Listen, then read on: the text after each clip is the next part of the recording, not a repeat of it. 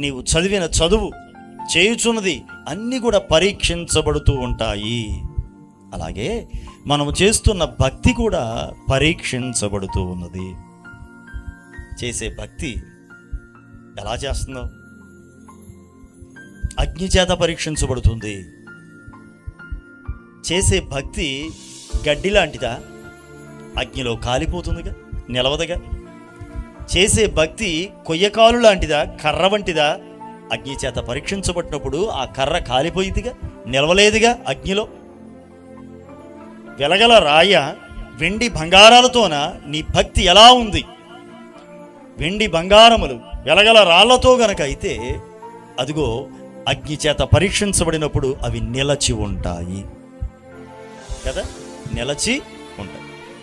ఇక నేను చెప్పే విషయం ఏమిటంటే, వాక్యం మనకు సెలవిస్తుంది, అగ్ని వంటి పరీక్షలలో మన భక్తి నిలచి ఉండాలి.